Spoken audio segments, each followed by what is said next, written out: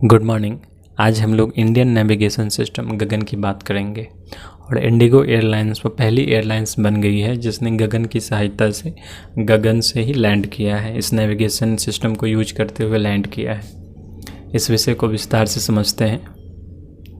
अगर आप किसी भी एग्ज़ाम की तैयारी कर रहे हैं तो जीएस बहुत ज़्यादा इम्पोर्टेंट है, नेसेसरी पार्ट है।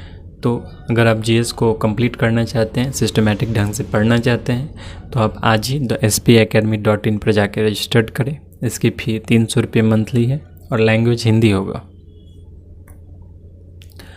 इंडिगो एयरलाइंस जिसने राजस्थान के किशनगढ़ एयरपोर्ट लैंड किया है, जो अजमेर के पास है, इसने गगन जो कि सैटेलाइट बेस्ड ऑगमेंटेशन सिस्टम है, जो 3 डायमेंशन नेविगेशन गाइडेंस प्रोवाइड करता है एयरक्राफ्ट को, उसका यूज करके लैंड किया है। गगन जो कि GPS aided geo augmented navigation है, जो इस तरह से इंडिया जो एशिया पैसिफिक रीजन में पहली कंट्री बन गई है जो इस तरह से का नेविगेशन सिस्टम यूज कर रही है। और वर्ल्ड में चौथे स्थान पे हम 3 और कंट्रीज के पास इस तरह का नेविगेशन सिस्टम है। आइए गगन क्या है इस विषय को समझते हैं। गगन जैसा कि नाम से ही स्पष्ट है, GPS aided geo augmented navigation, ये इसरो और एयरपोर्ट अथॉरिटी ऑफ इंडिया के द्वारा जॉइंटली डेवलप किया गया है। ये एक स्पेस बेस्ड ऑगमेंटेड सिस्टम है। गगन एक सैटेलाइट और ग्राउंड स्टेशंस का एक कंप्लीट सिस्टम है जो जीपीएस सिग्नल को करेक्ट करके और बेटर पोजीशन के एक्यूरेसी के लिए इंटीग्रेटेड वे में गाइडेंस प्रोवाइड करता है। गगन इसकी आवश्यकता इसलिए थी क्योंकि क्लाइमेट के कारण या टेक्निकल प्रॉब्लम के कारण, सैटेलाइट हेल्थ के कारण, आइनोस्फेरिक डिस्टर्बेंस के कारण जो जीपीएस है उस सिग्नल को रिसीव करने में काफ़ी दिक्कत आती थी। और जो ग्राउंड बेस्ड सिस्टम है वो 50 से 60 मीटर की एक्यूरेसी देती थी, जिससे पायलट को काफ़ी परेशानी होती थी।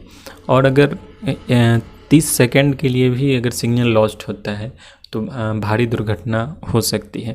तो हमें एक बेटर सिस्टम चाहिए था, एक ऐसा नेविगेशन सिस्टम चाहिए था जो यूनिफॉर्म वे में और अनवरत रूप से एयरक्राफ्ट को गाइडेंस प्रोवाइड कर सके। और गगन इस काम को बखूबी कर रहा है। ये काम कैसे करती है इस चीज़ को समझते हैं, इसका वर्किंग प्रोसेस। इसके लिए एक ग्राउंड पे रेफरेंस स्टेशन बनाए गए हैं, मास्टर कंट्रोल सेंटर बनाए गए हैं, अपलिंक स्टेशन बनाए गए हैं और GSAT 8, 10 और 15 की सहायता से इसे ब्रॉडकास्ट किया जाता है।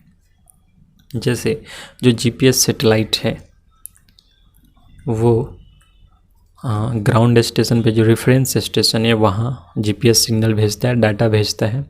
यहाँ से ये डाटा मास्टर कंट्रोल सेंटर में जाता है। मास्टर कंट्रोल सेंटर में जाने के बाद इस डाटा को प्रोसेस किया जाता है। जो भी एरर्स होता है टाइमिंग के कारण या सैटेलाइट ऑर्बिट के कारण, किसी और भी टेक्निकल इश्यू की वजह से, उस एरर को दूर करने के बाद इसे अपलिंक स्टेशन भेजा जाता है। अपलिंक स्टेशन से ये GSAT 8, 10 और 15 को जाता है, जहाँ से एयरक्राफ्ट को गाइडेंस प्रोवाइड करता है। जो भी जीपीएस रिसीवर होते हैं उन्हें गाइडेंस प्रोवाइड करता है।